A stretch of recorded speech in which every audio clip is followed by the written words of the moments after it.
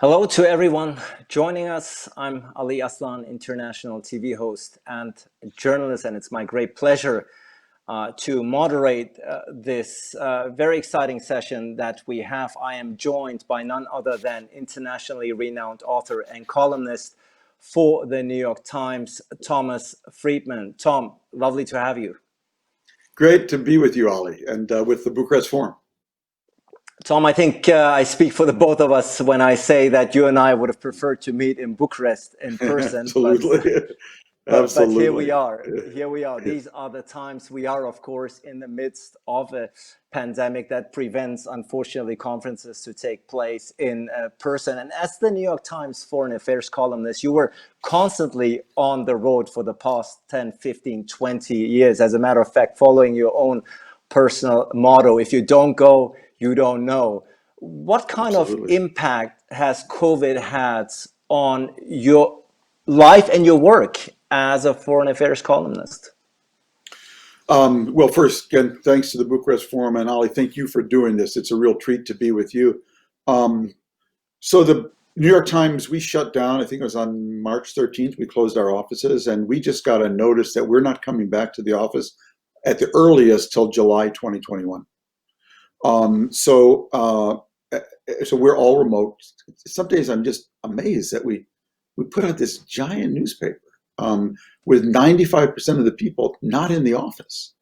And so we've had to work remotely. I'm doing a lot of Zoom webinars like this. I just got off one from Tel Aviv. Yesterday morning was Argentina. The day before was a seminar with strategists in Berlin. For someone like me who already really worked remotely, I would go into the office some days not. We lived a very asynchronous lifestyle. So it's not a giant change in my life. I often wrote from home. At some levels, my world has expanded. I could say yes to the Bucharest Forum just like that and participate with you virtually. And then in other ways, it's completely shrunk. I'm not in Bucharest. I'm not meeting people on the side. I'm not having those serendipitous meetings. I'm not going. So I know that my knowing is circumscribed because of that. So I'm one of that really lucky group whose job is already kind of virtual, whose company is actually doing well in the pandemic. But I'm keenly aware that there are millions of Americans and people all over the world who are really suffering and hurting right now. And I never lose sight of that. Tel Aviv, Buenos Aires, Berlin, all without probably having to leave the chair that you're in right now in Just right Bethesda, here. Maryland. No Right jet there. lag. Yeah. It's So not all bad. It's not all bad then. But yeah, do you miss, exactly. as a foreign affairs columnist, obviously you have to be also on the ground to get in touch with people on the ground, talk to your sources. Do you think that something gets lost sometimes during the pandemic and during the situation that journalists like you and I are in right now? Well, I have there's part of my biography that most of your readers or listeners wouldn't maybe be aware of, but it's the answer to your question. I was born 2 miles from where George Floyd was killed in Minneapolis. I am from Minneapolis. My hometown has been ground zero for this newly energized Black Lives Matter movement, and it's in quite a bit of turmoil today, right now. And I'm dying actually not to go to Beirut or Jerusalem or Berlin or Buenos Aires. I'm actually dying to go home to this community that has been torn apart in many ways by what happened to George Floyd, and I can't go home. So the story I'm missing most is not abroad; it's actually in my hometown, and so that's really what I'm really missing most. And the second trip I'd like to take, Ali, if I could, would be to actually South Carolina. I'd actually like to go there on a Sunday morning and go to a black church. I'd like to go upstairs to the choir, and I'd like to sit with the black ladies in the choir and ask them one question: why did you lift Joe Biden off the floor? Joe Biden was down for the count. The referee was counting him out. 1, 2, 3, and basically the African-American community in South Carolina, led by Congressman Claiborne, they stopped the referee's hand. They said, wait a minute, Joe, get up. And they got him up off the floor and they slapped him around and they tossed some water on him. And they made him the winner of the South Carolina primary. And that propelled Joe Biden, maybe to the presidency. And one of the real questions I have for those ladies is, why did you do that? What were you thinking? Because you wanted Kamala Harris? No, no, no. You could have chosen Kamala Harris over Joe Biden. Because you wanted a black candidate? You could have chosen Cory Booker. You actually lifted Joe Biden off the mat. Why did you do that?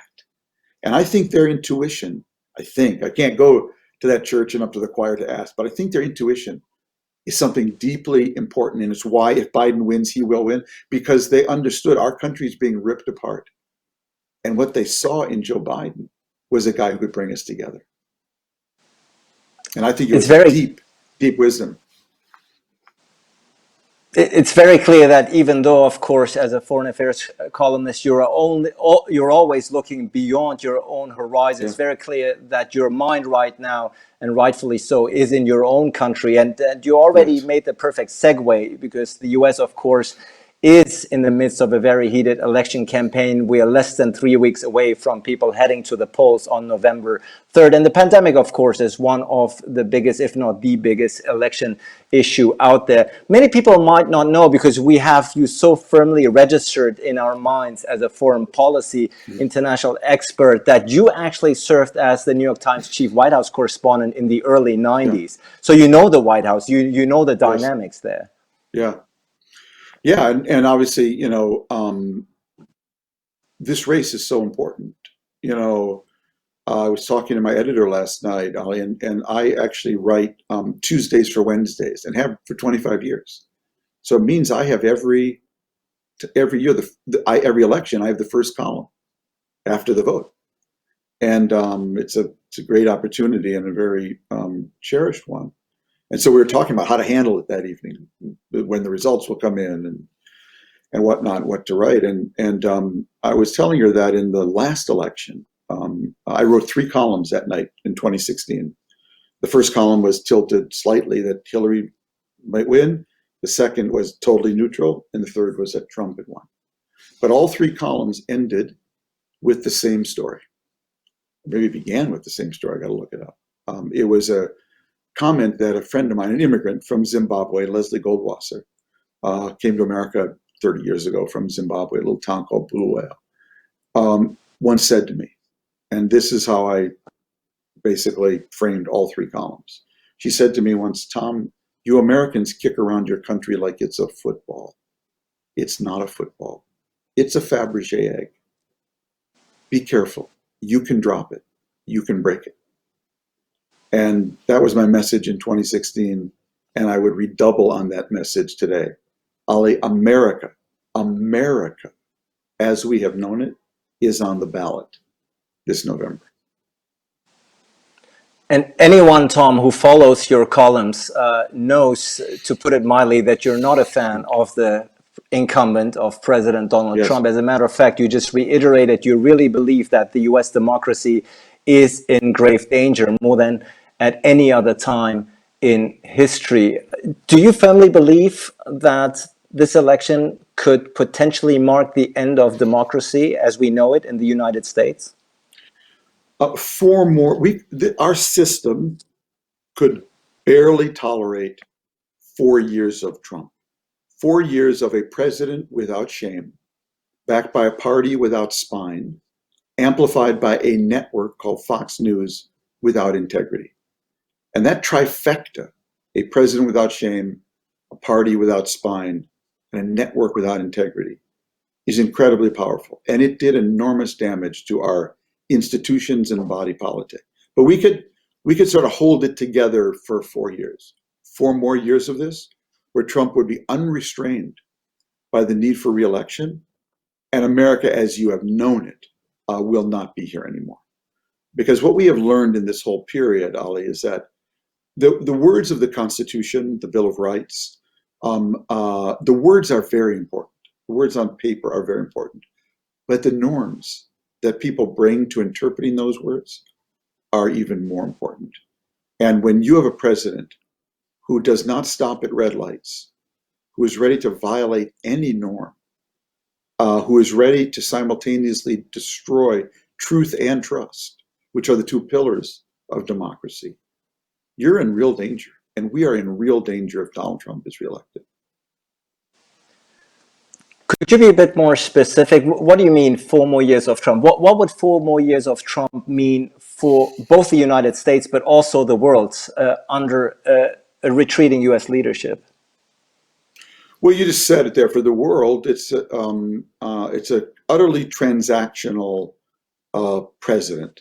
You know, because I've lived abroad and went to school abroad in England. I know what actually it's like to look at America from the outside in, not just from the inside out. And you know, America in the mind of the world is a very interesting, you know, thing. People love to make fun of our optimism, our sense that every problem has a solution, our kind of naivete. We get all upset when the president has an affair with somebody, you know. But deep down, many people around the world, Ali, they actually envy our optimism and they envy our naivete because they come from deeply cynical societies. There's nobody lining up to immigrate to Russia today. There's nobody lining up to immigrate to China today. And American optimism, that notion that there is this place somewhere over the rainbow that does stand up for the right things, where a foreigner can come and rise up to the highest office of the land based on their grit and their passion and their skill. It's just a very important stabilizer for the world. And Donald Trump has destroyed that vision, that optimistic America. Everything is a transaction for him. Ali, you're living in Germany. We're pulling our troops out of Germany. Why? Because Mrs. Merkel's not paying enough rent. You know, it's as if, you know, Germany is some, you know, beer hall in Trump Tower, and Mrs. Merkel's not paying enough rent. You know, and not understanding that our presence in Germany, which Germans actually pay a lot for our military presence, was about something more than the rent. It was about shared values in an Atlantic alliance. And those shared values are one of the things that enabled, we measure GDP. We should also measure the degree to which, I call it BOD, that people give America the benefit of the doubt.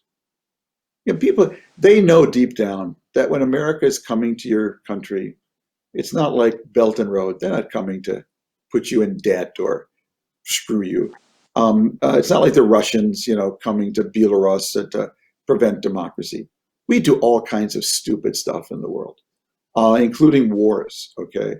But on balance, deep down, people still think America is a benign hegemon. And even though we occasionally don't live up to that. And 4 more years of this kind of behavior and we get a lot of benefit of the doubt because of that. It's like it's the diplomatic moral equivalent of a reserve currency. People treat the dollar differently, and they treat America differently. And we're in danger of losing that with 4 more years of Trump, because people have no doubt Interestingly that he's enough, yeah, absolutely. I mean, this is an election that is obviously not just closely watched by 330 million Americans, but the entire world. So much is at stake, and you have pointed it out why American leadership is still very much needed. And when there's a vacuum, we see what is happening. Madeleine Albright, former Secretary of State, called America the indispensable nation. Can America still play that role? If Trump is reelected, I don't want to say never, whatever, but it will be in serious. It'll be a serious question. I mean, our Secretary of State Pompeo is the worst Secretary of State ever in American history. He shot metaphorically speaking, he shot an American ambassador in the back. The American ambassador to Ukraine, on orders of basically Donald Trump and his corrupt crony, Rudy Giuliani. It's so damaged the morale of the State Department. And so I'm I'm I'm not holding back. This is not a joke, folks. The America as you have known it is on the ballot in 2020.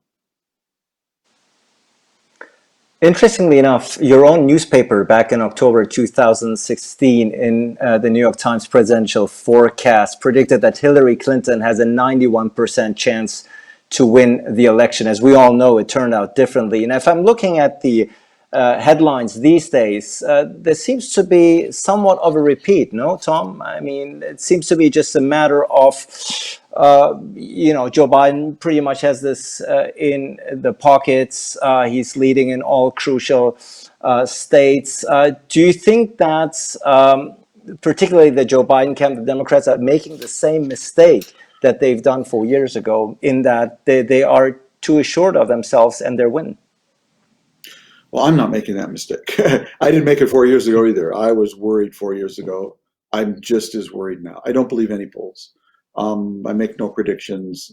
There are people who think that we're making the opposite mistake, that we're so burned by the last time around that we're actually underestimating Biden's, support. I have no idea. I'm not a pollster.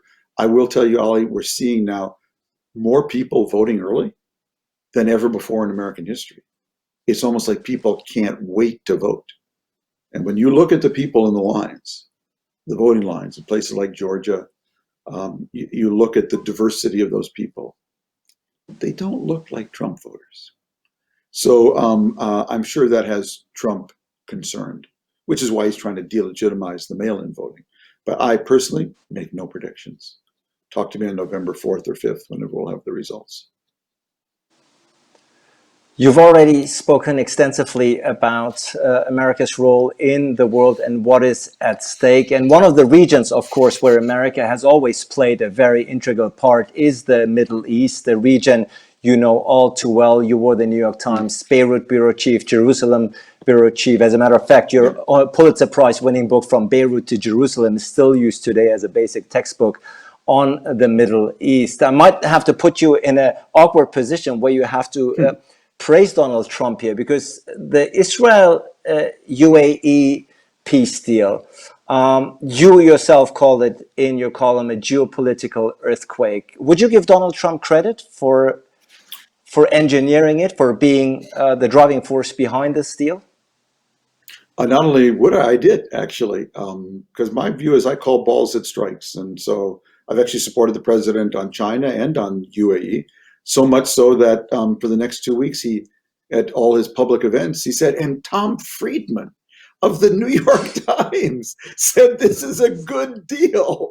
So yeah, Trump and I know each other, so from previous lives, and so I think it is a good deal, and I did not hesitate at all to say that and to give the president credit. And I think that also, from a journalistic point of view, it gives you a little more credibility with conservatives when you're critical, because they know that I'm not just knee jerk, about this. I call them as I see them, and I think it is an important breakthrough because, at a very simple level, Ali, when anything that makes the Middle East look more like the European Union, where countries are trading with each other, tourists travel, investing with each other, I just think that's a lot better than the Middle East that looks like the Syrian civil war.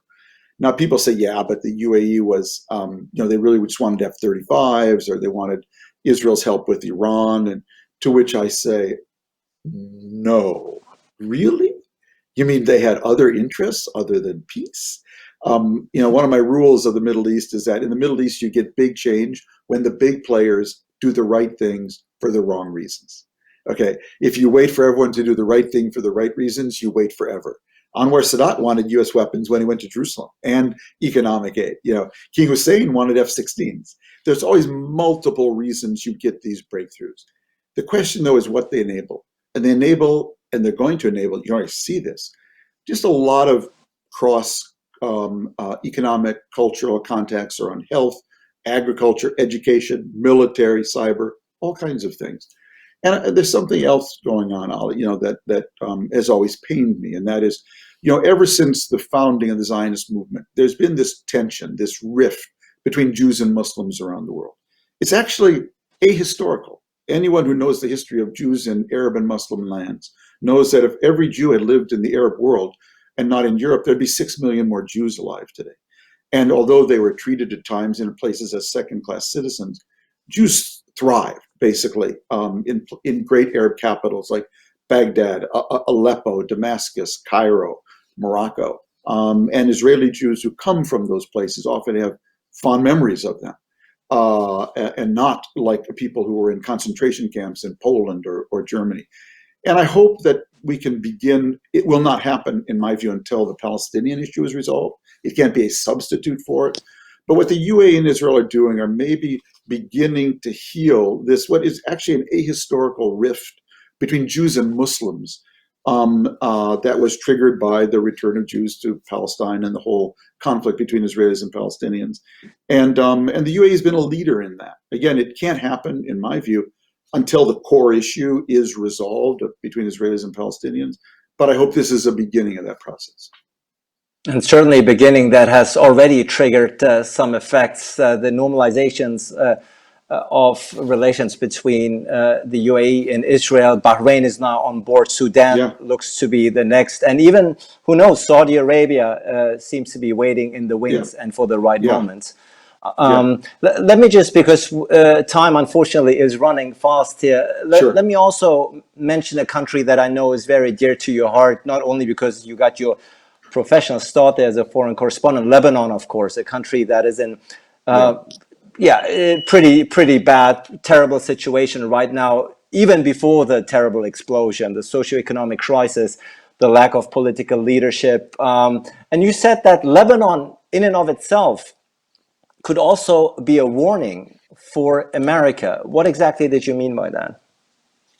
Well, it breaks my heart to see what's been happening in Lebanon. I began my foreign correspondent, career there, and I have many friends there. It's a country I feel still very close to. If there's one assignment I could do over in my whole career, it would be the New York Times correspondent in Beirut. It was the most fun you could have legally that I know of, even though it was in many ways a painful time, and I don't in any way diminish that. Lebanon is an example, Ali, of what happens when everything becomes politics. For politics in a democracy to function, politics can't just be about itself. It has to be about other things. Politics has to be about science. It has to be about good governance. It has to be about economics and the choices out there. But if everything becomes politics, if every job has to be decided, politically, every civil servant job, every minister, if every army unit, if wearing a mask is politics, if a tomato becomes politics, as you saw during the Lebanese Civil War, when at checkpoints people are asked to say, how do you pronounce this, Bandura or Banadura? And if you answered it the wrong way, you were seen as a Palestinian supporter or a Christian supporter. When everything becomes politics, that's the end of politics. And what's happened to Lebanon, the reason it can't get out of this is that it can't separate politics from the things that politics needs to be about. Good governance, for instance. And how do you get good governance when you say, well, the port's going to be run by this guy and then that guy, and then the courts aren't going to look into this explosion, etc. And we're heading there in America. We're heading to a situation where everything's politics. If the bailout is politics, the pandemic is politics, a mask is politics. No, a mask isn't politics. It's actually just a mask. But that's the warning that Lebanon should have for all of us.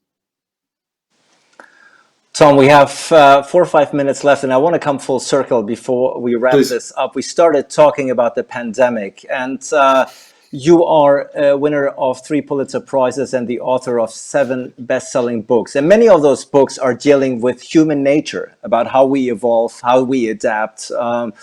I know it's too soon after only 10 months of what seems to be a perpetual state of emergency that we've been in throughout this pandemic. But what have these past 10 months taught you about us, about humans, about the state of the world? Well, whenever I talk about the pandemic, Ali, I always begin by telling people that my daughter, Natalie, is the executive producer of Weekend All Things Considered on National Public Radio. She's a great little journalist herself. And she, on Easter Sunday, last Easter, they did a roundup of pastors' sermons from around America about the pandemic. And my favorite was Pastor Michael Curry, who ended his Easter sermon by singing a little song. He's got the whole world in his hands. He's got the whole wide world in his hands. He's got the whole world in his hands. He's got the whole world in his hands. Now, if you just substitute she for he, she being Mother Nature, you understand where we are. We're in a moment that none of us have ever experienced before, unless you happen to be 103 and were alive in 1918. We're in a moment where the whole world, she, Mother Nature, has got the whole world in her hands. We're all facing at the same time a single challenge. I like to call them in American baseball terms, fastball, that Mother Nature is throwing at all her plant and animal species on the planet at the same time. And Mother Nature throws these fastballs at us. They're called germs and viruses and floods and storms and wildfires and hurricanes and tornadoes and droughts. She throws these at her plant and animal species to sort out who is the fittest, who shall get their DNA into the next generation. And when Mother Nature throws these fastballs, she doesn't reward the strongest. No. She doesn't reward the smartest. No. She actually rewards the most adaptive. Who can adapt of her species the best to this challenge Mother Nature is throwing? And when she looks at you, whether you're Germany or a German, whether you're a Minnesotan, or Minnesota, she really asks just three questions about your adaptation strategy. The first question she asks is, Ali, are you humble? Do you respect my virus? Because if you don't, it will hurt you or someone you love. Second thing she asks is, are you coordinated in Germany? Are you coordinated in Minnesota? Because if you are not coordinated, I evolved my virus over millennia to find any crack in your individual or communal immune system.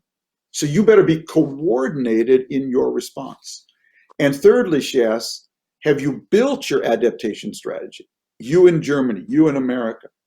Have you built your adaptation strategy on chemistry, biology, and physics? Because that's all I am, says Mother Nature. I'm just chemistry, biology, and physics. You can't talk me up. You can't talk me down. You can't say, Mother Nature, we're having a long winter in Bucharest. Could you take the winter off? No, she's going to do whatever chemistry, biology, and physics dictate. And to put it again in American baseball terms, she always bats last, and she always bats 1,000. Do not mess with Mother Nature. And so as I look around the world, way I judge countries is how well have you taken Mother Nature's lesson? Are you humble? Are you coordinated? And if you built your adaptation strategy on chemistry, biology, and physics, not ideology, politics, and an election calendar. And I think countries break down, accordingly. And the problem we've had in America here is that our president looks at the world through markets and not through Mother Nature. So for him, if the market was going up, he thought he was winning against Mother Nature. And while he was watching the market, Mother Nature was silently, invisibly, inexorably, and mercilessly spreading COVID-19 around our country. And so nobody's gotten it exactly perfect. There's some island countries that do very well, but even Germany, which really has good governance and, but now is struggling with it as well. But for sure. Just to conclude, I don't think history will damn Donald Trump for what he didn't do early, because early on, basically, it was big, hard, and nobody quite knew what to do early on. What is unforgivable is what he's doing now, when actually the best practices are easy and totally known.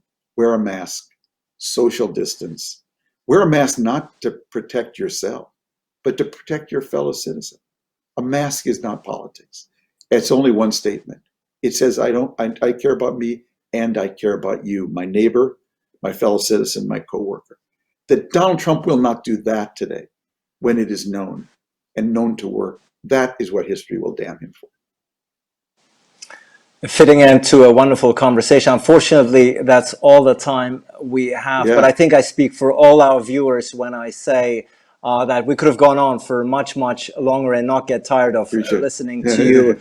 a Thank lot of you, Ali. information that you have provided us with, and the urgency that certainly came through, the urgency that you are feeling, not just for the world, but particularly your own country as it nears election day. Thank you so much to internationally renowned author and columnist for the New York Times, and as we learned today, also a damn talented singer, Thomas Friedman.